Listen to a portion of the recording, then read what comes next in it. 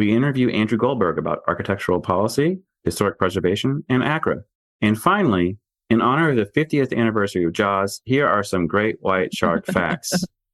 I'll save my favorite for the end, but they do have toxic blood, and they actually have high levels of mercury and arsenic in their blood. So even if we did fish them, they're not really good for us to eat.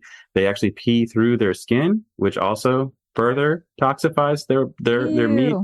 It's gross. Yep. And there you go. That's that's a wild thing. They are very curious, and I love to describe it as like most of the attacks on sharks are kind of like us going up to something we've never seen before and being like, what's that? And instead of using your hands, they use their mouth. The problem is their mouth is full of 300 teeth. So they're like, what's that? Oh, gross, nasty. And you're, bleeding to death. That's kind of, but my favorite thing is they called the shark Bruce, right? They called him Bruce in the movie, but female great white sharks are much larger than male. So the largest great white shark ever was female. So there you go. That is interesting. Fun fact for the day. Large and in charge. Hit that music.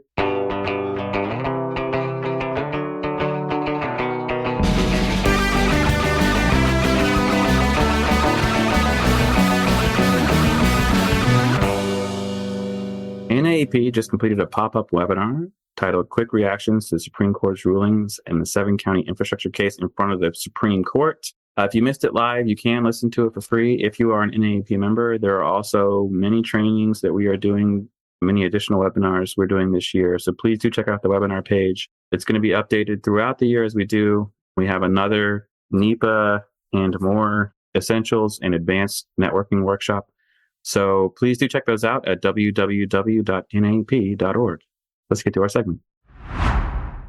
So I was just curious, like over your career, what has science communication looked like for you, and how's it changed and is changing? That's a great question. I would say, I think when I started, science communication, I wouldn't say it's in its infancy. I think people were starting to have better conversations about it.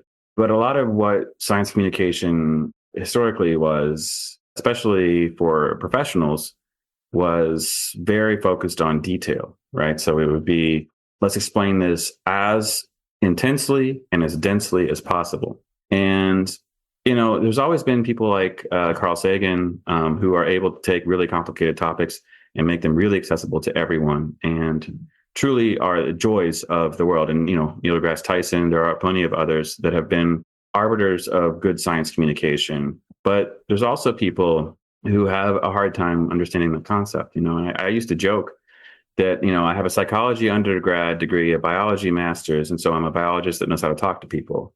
And that's what I would say when I started my career, is I realized that not everybody's good at that. Not everybody is capable of doing that. And sometimes it can be to your detriment. So I think, but over time, and I'm sure you've seen this too, but over time, the need for it to be less of an I told you so, and why are you doing this? This is not the right thing to do. That, you should be doing that instead. I think there's been a shift to just providing information and trying to do that well without sounding condescending, without sounding rude. And sometimes it can be frustrating because you want people to understand where you're coming from, but you have to understand where they are. And I think that's what I've seen more, especially, I think it's very important. It's very relevant to where we are now. I think it's really important for us to be able to communicate well and do that without judgment, which is really, really hard sometimes. So I don't know. That's my first take at it. But what do you think of that? Yeah. Well, yeah, I agree. It's been a topic for a while now.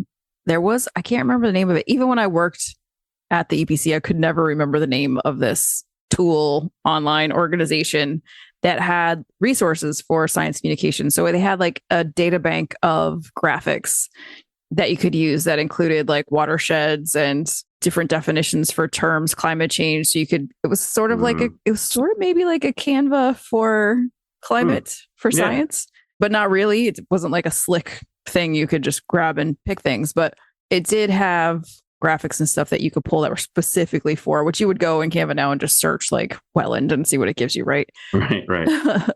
But I think, that was one part of it, was giving people visuals, and understanding that everybody learns and hears communication different. So not only am I saying this, but let me provide you visuals to understand where does water flow and things like that. So, yeah. But I think you're right that now there seems to be a lot more to it than just creating a graphic that makes sense. But yeah. But also educating people on, I think people are ready now. They weren't ready, I don't think, before to know the whys and hows. I think people now, maybe it's TikTok, maybe it's whatever, but people are like wanting more information on why are you telling me I can or can't do this?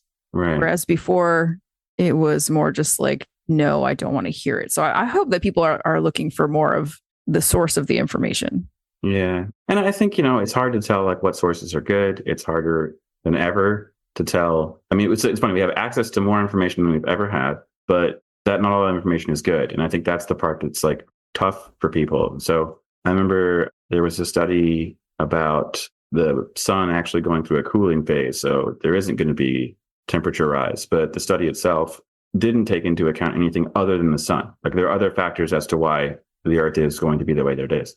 And NASA actually sent out a note about that study in particular and talked about the nuances to the study. Like, hey, this is what they're saying. This is part of it's accurate, and this is what's missing. And it was a really simple, I think you can look it up. I think it's like maybe a 1-2 page explanation of the study. And it's really well said. It's very thoughtful. There's no tone to it. There's no agenda behind it other than saying, well, this is an interesting theory. Here's what we think of it. Not you're wrong, but this is what we think. And so I think that's kind of where we are now. Yeah, I would agree. I don't know where I was going with that question. I was just curious. I think that was good. I like that. I enjoyed that. That was fun. Awesome. Well, let's get to our interview. Perfect.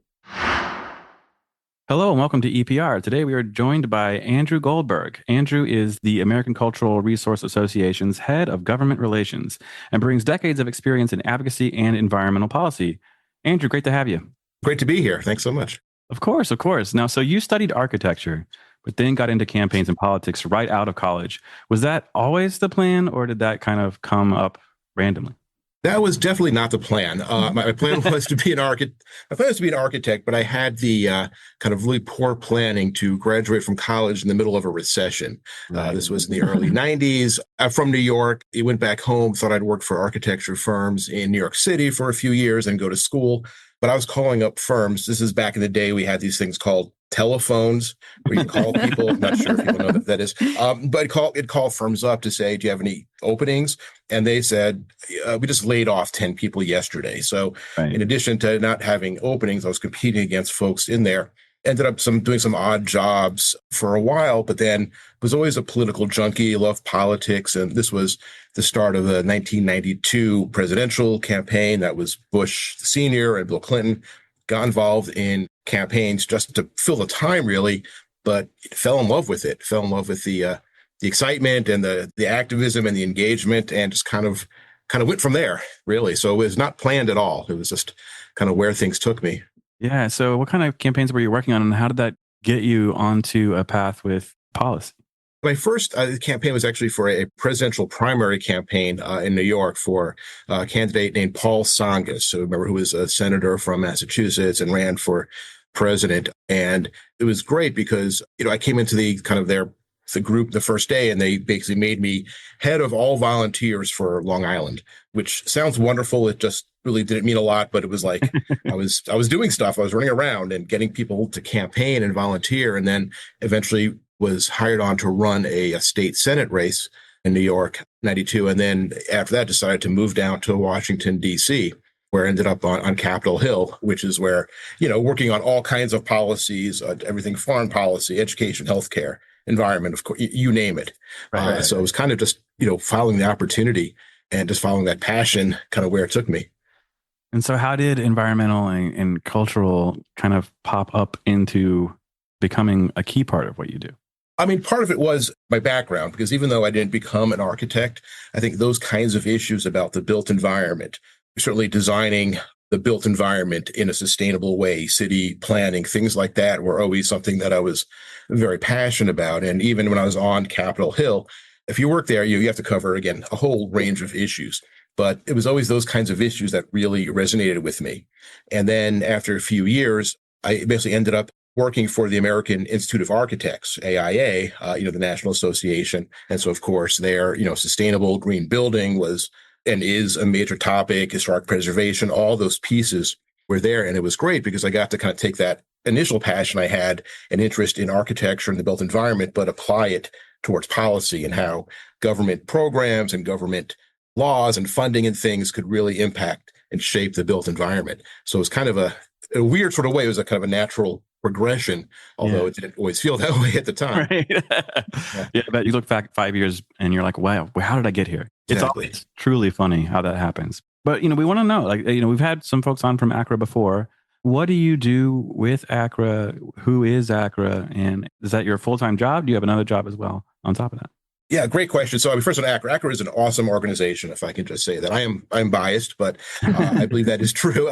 So it is a trade association for we call CRM firms, cultural resources management. And these are the firms that do a number of things, but largely a lot of it is the kind of cultural resources reviews of projects under the National Historic Preservation Act. There is Section 106, your listeners may be familiar with, kind of works similarly or kind of in parallel in some ways to NEPA, but on the cultural preservation side. And so the members of ACRA are the firms that do that work. So they're made up of archaeologists and anthropologists, ethnographers, historic architects, and things like that, working within that process. And so, ACRA's mission really is to help elevate the profession, provide support, resources, and yes, advocate, especially at the federal level, for laws and policies that really promote the ability for the country to build great infrastructure that we need, but balance that with the need to take care of and protect and recognize the impact on our historic, our heritage.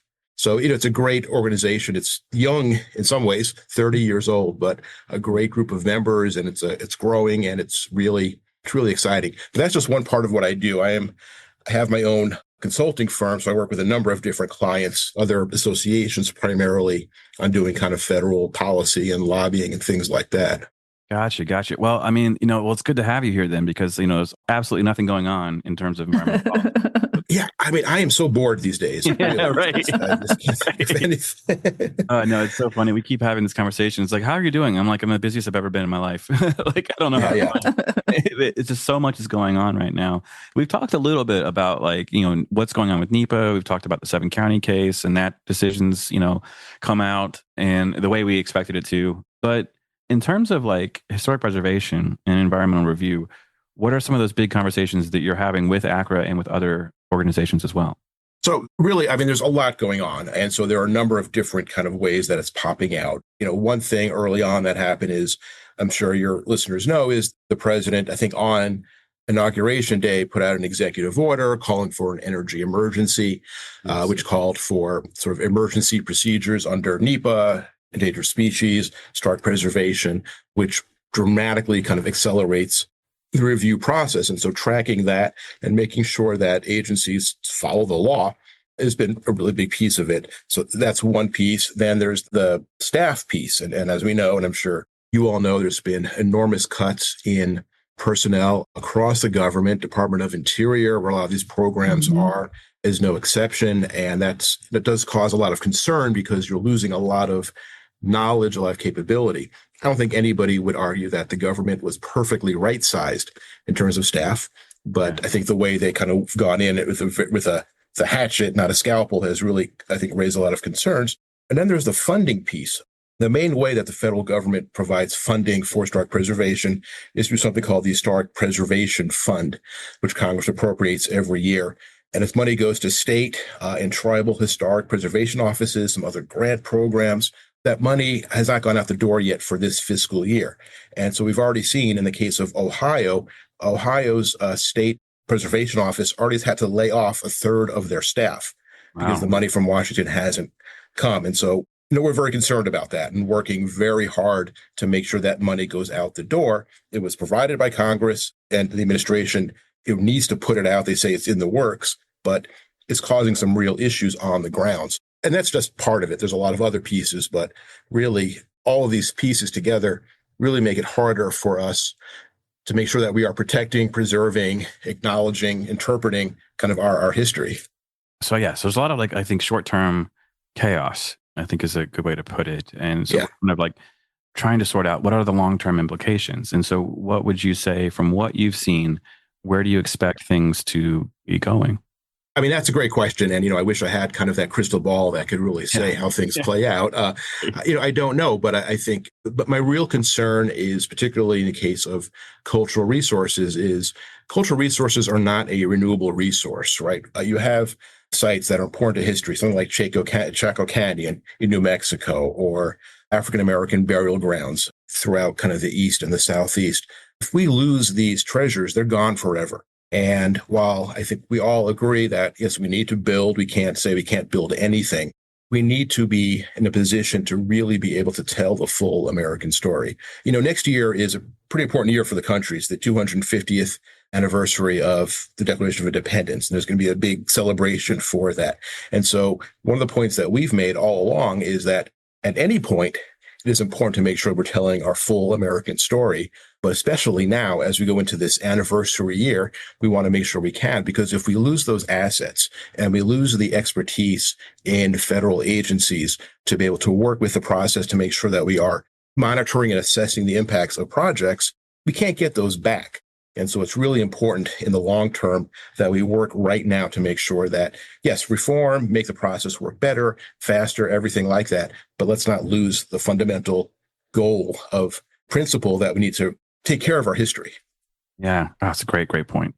Yeah. And it's super important work. So I'm curious, you co-founded Building Action, and I'd love to know a little bit more about how it works and how you work with ACRA and kind of the projects and what your mission is, basically.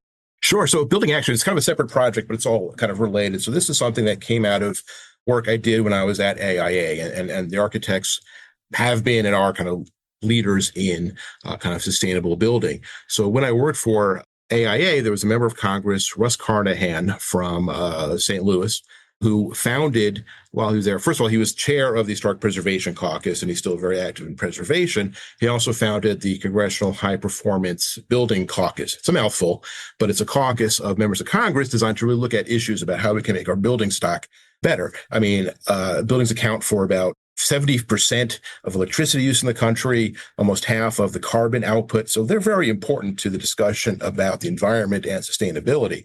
He left Congress, I left the AIA, and we just kind of kept talking. And we kind of realized that there was, despite the importance of the built environment, there was no real coalition that was sort of across the board that got together the folks who build buildings and finance them and design them, et cetera, and those who use buildings, homeowners, real estate, hotels, everything. And so we decided to put together kind of a coalition to try to bring those folks together with the main purpose of really raising awareness in Washington, for policymakers that say, if you really want to make a difference on climate, if you want to make a difference on energy use and energy independence, look to buildings as an opportunity.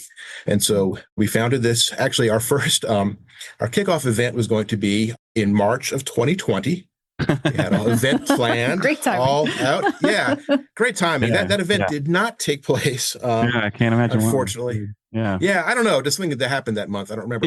Right. We were virtual for the first, year and a half or so, but certainly going into the next few years, built up our membership, engaged with a lot of folks on the Hill in the administration, and certainly when Congress passed the bipartisan infrastructure law back in, I think, 2021, and the Inflation Reduction Act in 2022, there were a lot of parts of that were things that we have been advocating for and that our coalition partners have been advocating for to make the case that buildings are infrastructure. And if you really want to have a better infrastructure and, yes, a more sustainable infrastructure, buildings have to be part of that solution. So it's been a lot of fun, working on that. Yeah. Also. So diving deeper into that, what are some of the overarching themes or things that every building implements, and then some of those other nuanced parts of it? So, it's a good question. One of the biggest challenges is that if you're starting from scratch, if you have an empty, pad and you're building a building, to making it extra super sustainable is not as hard, because the way you design it, the way you mass it, I'm getting back into my architecture a little bit, to make it, south facing and using the sunlight, that's straightforward. But most of the buildings are already here. And so when we're talking about retrofitting existing buildings, that's a little trickier. And so certainly looking at ways to do that, I think the best folks a couple of things that happen that folks do. One, of course, is looking at the whole building, right? So an example is you could put a new HVAC system on the roof that is more efficient. But if you don't, say, make the windows more efficient, double glazing that keep sunlight out or keep the heat out, you're going to have an HVAC that's going to work harder. In some cases, fixing the windows may make you able to put on a smaller HVAC system. And so looking at the whole building is really important. The other piece of that is designing a building that is sustainable on day one is fairly easy. Making sure that it's sustainable on day 100, day 200, day 500. Right. Let's face it, who among us is keeping our house fully up to date with its, I can't even change the filter on my air conditioning system. Right. So really pushing the idea of making sure that operations and maintenance, O&M, is invested in is really important so the building performs well over a longer period of time. And there are a lot of other things that we can do. And I think there's a great industry out there that's looking at this from all angles and all perspectives. So it's not just the technology, but it's how you use it and how you think holistically about buildings that can make them much more energy efficient and resource efficient and better. Yeah. Is this all the same or same and yes, different than like LEED and ISSP? Oh, yeah, it's all related. So, yeah, I mean, there are, you have your building codes, which are kind of the base, right? Then you have, rating systems like you have LEED, which is, I think at this point, 25 years old or so. And it's really developed a lot over the years. It's voluntary, but it's something that really helps to identify ways to make that building more efficient. And you have various standards, other pieces like that. So, yeah, that's all kind of related into that. But, it's interesting because a lot of times when I talk to architects about green buildings, there's some architects who say, well, I don't do green buildings. And I'd say, well, that's not great. And they said, no, what I mean is, okay. Yeah. Well, what do you mean? And they said, we tend to talk about green buildings because every building should be as energy efficient as possible. We shouldn't just be celebrating the exceptions, but it should be just baked into what we do. And I think more and more over the years, I think that idea is gone hold more, that it has to become not just the exception, that awesome building that's doing great, but that every building really is as sustainable as possible. That's not easy, of course. It does have some upfront costs, but it is something that, again, is going to save money in the long run, better for the environment, better for productivity, just better. So that's kind of what we kind of advocate for. Yeah. And it's funny you say all that too. And I'm trying to think of it even from in terms of cultural buildings, right? So we talk about historic buildings that need to maintain a certain level of authenticity to what they were. And it's the age-old adage where if you replace a plank on a ship, when does it become a new ship? Which board do you change where it's now no longer the original? Does that pose a unique challenge to some of the work that you do, where you have a culture, like say a historic building that you want to preserve, but you also want to make sure that it is meeting industry standards? How do you balance that kind of, I assume that's a pretty challenging thing to do. So how do you kind of marry the old with the new in that sense? No, it's a great question. The first thing I'd say is, there's a saying in preservation that the most sustainable building is the one that you don't build. That if you're able to reuse buildings for new purposes or whatever, you're not tearing down and you're not, bringing in more materials and everything, that in itself is a strategy for sustainability. The more we can reuse what we already have. But you're right. I think that is always a bit of a challenge when you're looking at a building, is how you take a building that was designed in some cases maybe 200 years ago or 100 years ago in a very different kind of environment and doing that. And there are all sorts of laws and rules that you have to follow. There are a lot of sort of guides and standards. The Secretary of the Interior has kind of standards for that. And there is kind of that balancing act. I don't want to sound like I'm shilling for architects here or anything, but I think that's certainly, one of the things you look at is kind of how all those things work together. And so you can create a building that maintains its character, but also is up to date in terms of, and it's not just its sustainability, it's also accessibility, it's fire code, safety, things like that. Yeah. There are all these different pieces that go into that. And so, but it is possible to do. You can do that. And there are a number of, federal tax programs, incentives that really try to get to that, to say, how can we kind of marry the two together to make an environment that protects the past, reuses buildings, but in a way that makes them even more, efficient, more sustainable. That's a great answer. That's a great answer. I think it's very cool stuff, because it's never just one thing. Yeah. That's a great thing about buildings. Yeah.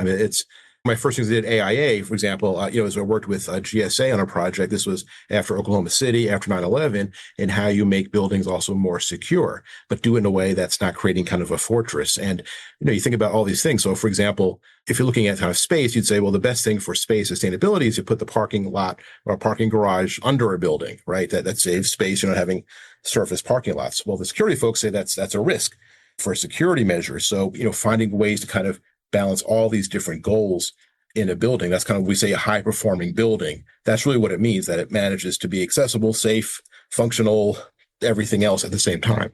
Yeah. Yeah. It's really interesting because it makes the building more than just a structure. So you've worked in so many different sort of nuances and areas and policy and in different associations in your own firm. So what are some advice that you would give to early career seekers on how to get started? I mean, the best thing really is to just put yourself out there, volunteer, especially. I mean, the thing that drives us all nuts is we have campaigns every 2 years or more in some cases. And so I think becoming engaged in campaigns is a great way to do it. And to find the issues that are your passion. I chose the route to go work kind of on the federal side, but, there is work engaged in policy and promoting sustainability and cultural preservation happens in every state, every community. And so I think it's being open to trying new things and trying new places and remembering, especially now, whatever you do when you're 23, 24, it's probably not what you're going to be doing, when you're 30, 40, 50. Yeah. We change careers so much. And so I think it's being open to new ideas is the way to do that. I mean, if I kind of stuck to and was really staunch on saying, I'm going to stay with architecture no matter what, yeah, that may have worked out, but I would have missed the opportunity to do so many really interesting and fun things that I've been able to do over the years. Yeah. And so how does working in policy when you were in your 20s versus now sort of compare? Well, I'm a lot more tired now. I think that's definitely one thing. It's back hurts more. No, I feel that. It's right. Well, I'm not entirely. It's not entirely joking because, like, when I was in the 20s, I worked on Capitol Hill, which was a great experience. But you're working 12-hour days, 6 days a week, constantly. You're there, until midnight, many nights, and things like that. And so you have that kind of that energy, that youthful energy and that passion to do it. Whereas as you get older, I think you become a little smarter about the work, or you choose roles that enable you to have more of a reasonable lifestyle. But also, I think things have changed. I worked on Capitol Hill back in the 90s, and that was a time with Bill Clinton and Newt Gingrich, contract with America, all that kind of stuff. And it was definitely a very partisan time. But, things have become even more partisan since then, and it becomes harder and harder to kind of advance good policy through the process. And so I think that's a challenge, not so much something that's easily fixed, but certainly something I've seen happen over the last 30 or so years. Right. Well, ACRA's annual conference is coming up this fall. And do you have involvement in that? Absolutely. Yeah. So one of the big pieces we do there is really work to help discuss and kind of educate members about what's happening at the federal level. Because, a lot of the firms that are members of ACRA work either on contracts with the federal government or state offices, but rely upon federal funding and federal laws. It's a really big piece to talk about what's happening in Washington and what we see coming down the line. We also normally will have speakers from federal agencies like the Advisory Council on Historic Preservation or Park Service. I will be honest, this year I don't know if that will happen because a lot of federal agencies have really restricted travel by staff. So we're not sure, but it's a really great opportunity. So I'm involved in that. Plus there are sessions and discussions about business, about the practice of cultural resources, even just things that are straight up business related topics. And so it's a really good opportunity for anybody who touches upon cultural resources to really network, engage, learn, and share knowledge with each other. We're going to be in Raleigh, North Carolina. So which we're excited about. It's a small city, but it's a great city. It's good barbecue. I know that. Yes, for sure. And so it should be really a lot of fun, a lot of important things to talk about, certainly, but also a really good opportunity for folks to network and kind of get that energy you get from meeting with other people who are kind of doing the same thing you are. Yeah. And it's interesting. So, we talked a little bit like, NEPA and Section 106 they're similar, they're tied to each other in some ways, and they're very much not tied to each other in other ways. And I think sometimes a lot of our practitioners think, oh, if you do NEPA, then you're good. You don't have to do 106, or that is 106. Sometimes that's kind of challenge. And so the 106 process is a little different. And I know that maybe we don't necessarily have to get into exactly how they're different, but NAGPRA is another one that is a kind of a different law that doesn't really fit in the same realm as like a natural resource laws will. So I don't know if you can talk to those specifically about like how those are a little different than your standard policy would be. Yeah, I mean, it's a big discussion among the CRM firms, certainly, and many of them work very closely hand in hand with environmental, resource firms, things like that. And certainly there are, provisions, for example, in the Section 106 regulations that enable you to sort of incorporate it into the NEPA process. There are ways to do that. And certainly from a practical standpoint, if you're able to really coordinate those together early in the process, there definitely are benefits to that. But it is a different process. And there are times we hear from folks, on our side that some agencies or some folks at the state level sometimes think of 106 as an afterthought because a lot of attention, understandably, goes to the NEPA process. But really what we try to do is really convey to the government stakeholders as well as private developers, the more that you can really kind of bring everybody together early in that process and really go through a process, the better. They're going to be different. Obviously, they're different roles. There are no EISs or EAs under Section 106. It's different, and you're sort of exercising different kinds of skills or looking at somewhat different things. NEPA, of course, is a whole lot broader than that. But certainly, the more that there can be that kind of coordination, the better off you're going to be. So I think that's what we discussed that. And you mentioned NAGPRA as another really good example that is kind of, it's on a different track in a sense from that process, but something that is very important. And certainly, ACRA member firms want to make sure that they are doing the right thing, that they are really respecting assets and certainly remain sacred sites and things like that. It's something that I think the profession, the industry has come a very long way and probably has more to go. And really making sure that the engagement, that engagement with tribal communities is done in a way that is truly collaborative and is really respects that tribal ecological knowledge in a way that really demonstrates the way it should work. And so I think it's always a process of making that work better. But you're right, having to know how all these interact can be a little bit complicated, but something that our members really do and work with a lot. Yeah, and it's interesting you mentioned tribes too, and I think sometimes people make the mistake of treating a tribe like an agency, and they're very, very different. They're extremely different. So I don't know if you want to talk maybe specifically like working with tribes, working with, they're different all across the country, obviously, but I know like that's one stereotype where people will act like, oh, this is just another consulting body. And it's like, no, it's not quite right. So I don't know if you want to talk a little bit more about what that process is like. Yeah, I mean, the key thing to remember is that this is not just, you're not just working with another agency, not another community or a county or a state. It's a nation to nation engagement. And there is that really sacred, inviolable trust responsibility that the federal government has. And so I think really understanding, the tribal knowledge and their understanding and having that kind of respect and understanding for the traditions, the process, the knowledge that they bring and the approach becomes really important. It's not something that I think a firm, if they haven't done it before, can just kind of walk in and do it and think, oh yeah, it's the same thing as any other kind of Section 106 process. You really have to do it with a very, really deep understanding of the history, the culture, the traditions. And so we have, firms, and this happens, this is something certainly that we see more out west, but not by no means only out west, but there is certainly is a kind of almost a subspecialty, I would say, in some ways, and really understanding kind of how to work through that process in a way that really puts the tribe and their history and their viewpoints, their perspective, at least centers it around them. It's not just coming in and saying this is important, this isn't. And that's why, something we always work very passionately to make sure that we're engaged on the policy side with groups like NAEP, which is the Association for Tribal Historic Preservation Offices, and others, to make sure that what we are doing and what our members are able to do is really understand kind of how those interactions work and how you can actually, even just accessing the land to do the kinds of investigations is a different process. When you can, what time of year, and how you kind of help, not even tell that story, because you shouldn't be telling the story, they tell the story, but how you kind of relay that information is a very different it's different, and it's something you have to be very careful about with good reason. And so I think it's something that I think our members also increasingly recognize and really want to make sure that it's done in an appropriate way. Yeah, I think we finally got to the passion part. Andrew, you really sped up on that one. Sorry about that. Yeah, also a lot of coffee. No. No, it's all good. I do the same thing. You hit me in the right topic and I'll just speed up and keep up with me.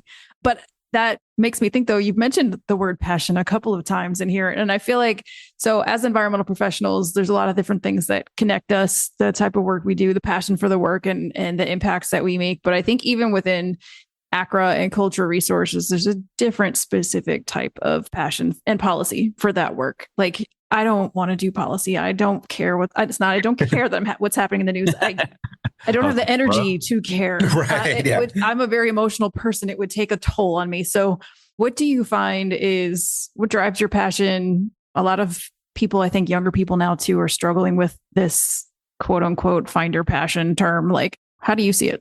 Yeah, I mean, it's a great question. And I wish I had a really nice answer, easy answer for that. I don't think I do. I mean, I'll say, from my standpoint, I think it's probably taken me 30 years to kind of figure out what really kind of gets me to want to get up in the morning and do work. And honestly, I'll say for me, at least, it's part of it is kind of the policy, the issues, but a lot of it is really, it's sort of helping other people who are not in Washington understand the process, the way it really works, and understand they have a voice in the process. And so a lot of the work that I do with ACRA and with other organizations is helping what we often call the grassroots, but kind of helping the members of the organizations understand how they can get engaged, how they can connect in to advocate for their passion, whatever it is, and demystify the process and give them the training and the tools to become effective advocates. And, I think it's in some ways, I think it's a process of elimination. Over time, you kind of really figure out what it is that's like that core thing that really gets you going. And there's other stuff you have to do. We got to pay the bills. I got to do my taxes. I'm not passionate about filling out my tax stuff, but I do it because it's, kind of legal. But, the things you have to do, but then really thinking about is how you can really bring yourself back to those kinds of activities that really kind of, I was watching one of your previous podcasts and you're talking about this idea of meaningful work, I think, and the idea of, what is meaningful to you. And I think everybody defines that differently, what is meaningful. And I think being able to find that is so important. And I'd say you mentioned, people who are young, and I have kids who are just kind of in their early 20s now. And I'd say, you might not figure out what's meaningful to you for a while, and that's okay. Like I said, sometimes it's a matter of, scraping away what isn't important till you kind of find out that core activity, pursuit, whatever it is that really gets you going. But, when you get there, it's a good feeling. Yeah, I think that's a great answer. Mm-hmm. Find that a passion will find you before you find it. That's also true. Or that's part of being open to different things, right? I mean, you never know what's going to come your way that all of a sudden you're like, oh my God, this is what I want to do. Right. Well, along these lines of connecting each other on shared values and things, we have a segment called Field Notes, #Field Notes. It's our part of the show where we talk to our guests about memorable moments doing the work in the field. And we ask our listeners to share your funny, scary, awkward field stories with us. They don't have to be all of those in one. And we can read them on a future episode, and you can send them with a form now on www.environmentalprofessionalsradio.com or shoot us an email. And Andrew, anything come to mind? I have a hint for you if not. Yeah, I guess, one thing I'll mention is, I'll say my very first job out of college was a tremendous failure. I mean, like a really spectacular failure. So I got out of college, and again, I was looking for work as an architect, couldn't really find it. And I ended up getting a job with an environmental organization, and a very good one. They're all upstanding and wonderful.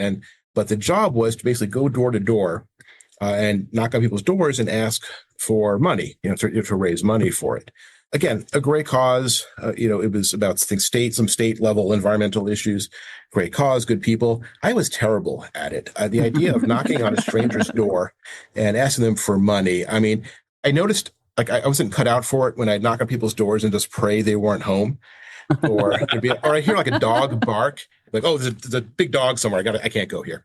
Right. I mean, and it wasn't even so much the asking of money. It was also like I felt guilty if I took their money. Like somebody actually gave me $50, and I felt like, God, I feel like I feel guilty about this. Like they don't know me. I'm just some 22-year-old kid who just showed up at their door. So that didn't last very long, obviously. Again, it's kind of like that thing is like I learned what I don't like. Yes. Like asking strangers for money.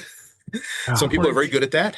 But again, it's sort of, I guess the lesson is sometimes try things that may be out of your comfort zone, and maybe they really are, and you're just not going to do well. But you may find something you like. It's funny because lobbying is part of what I do. I'm going up to Capitol Hill and asking for things, but it's different because it's you're building a relationship and you're kind of building that connection and showing it. The idea of walking up to somebody cold and saying, "Hey, I'm supporting some issue here. Can you give me some money?" It didn't work for me. So never ask me to do that again, please. Golly, I didn't even like doing it for like marching band where you're trying to sell candy. Oh, right. You know what I mean? You go to your neighbors, people you actually kind of know, and you're like, right. Giving me $1, you know? Yeah, right. And they're getting candy. I mean, so it should be a win-win for everybody. Yeah. Right, exactly. And it's still no fun. Yeah, that's funny you say that too. It's like, find out what you don't like. Sometimes you are too far out of your comfort zone. It's a great point. Right. Yeah, I mean, and again, it's always good to try new things, absolutely. But, also be honest with yourself. If you really stink at something or it makes you miserable, yeah. It's okay. It's okay to say, not going to do that. Right. But, like I said, I know we're getting close to time here, but we always love ending our shows on things that our guests are passionate about outside of the environmental profession. And you are an adult fan of Lego.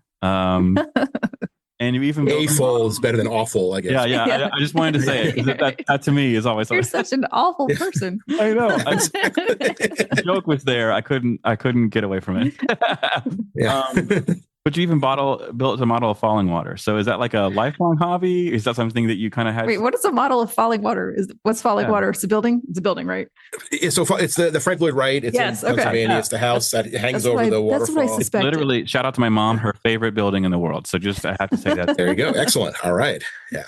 Yeah. So, I guess I loved Lego as a kid, like many kids. And then, of course, when I got to be a teenager and young person, that was a kid's toy. Don't want to play with that. But I think secretly always harbored that love of that. And then I had kids and, we would buy them Lego for their birthday. And I'd always be the one to say, "Oh, here, let me help you build that." And my wife would have to tell me that, no, it's their toy.